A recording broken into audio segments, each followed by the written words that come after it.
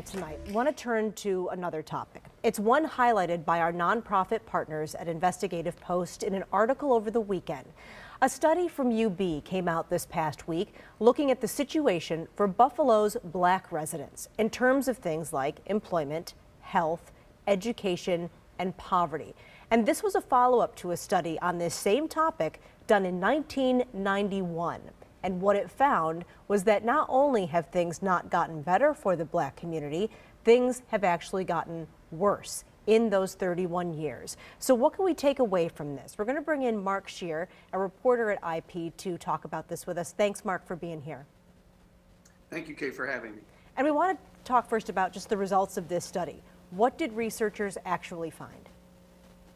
Well, the researchers built upon some work that had been done 30 years ago by UB's Center for Urban Studies.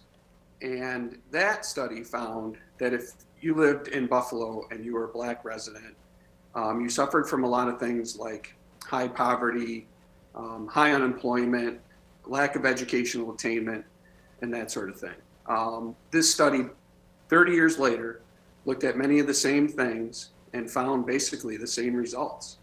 African-American residents in Buffalo are still dealing with high unemployment, high rates of poverty, lack of educational attainment, and basically what they found in general was things have not progressed for Black Buffalonians in the last 30 years. You know, we like to think that things get better over time. So the results here can be, maybe kind of surprising, definitely depressing. Did the study shed any light on why it's happening still and why it's getting worse? Well, the researchers found seven what they identified as root problems.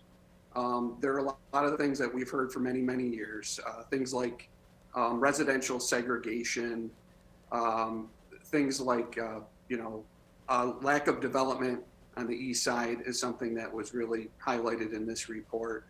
Essentially, this report focused on the east side as one of the issues where they said, lots of parts of the city have grown, or there's been a lot of focus on other parts of the city like downtown and the waterfront, but the predominantly Black east side is still basically the way it has been for the past 30 years, and in some cases worse.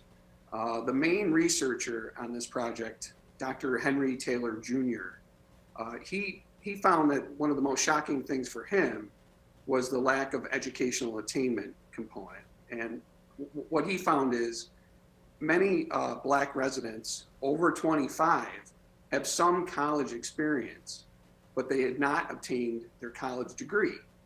And what happens as a result is that very often they end up stuck in low-wage jobs, and they can't really get out of that cycle, is essentially what they found. So the natural question here is, what do you do with this information? You now have the data to support that things are getting worse, but are there any recommendations in this study on how to move forward and actually reverse the trend? Right. Well, on the educational attainment front, they'd really like to see local colleges and universities do more to retain Black students.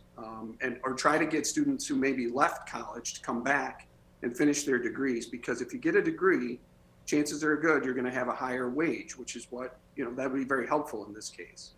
The study focused a lot on the east side. They really would like to see more attention to the east side, more development, more redevelopment efforts on the east side.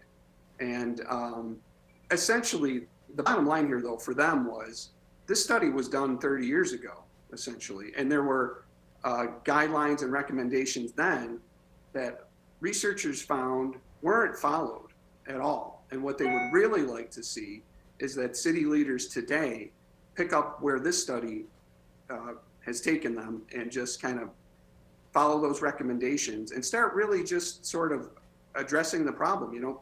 Poverty's an issue, unemployment's an issue. Start to really focus on it and take the steps that need to be taken to make a change. Certainly an important topic, especially with the contentious mayor's race right now. Mark Shear writes for our partners at Investigative Post, and you can see more of his work at investigativepost.org. Thanks again for joining us. Thank you, Kate. Have a good night. Thank you.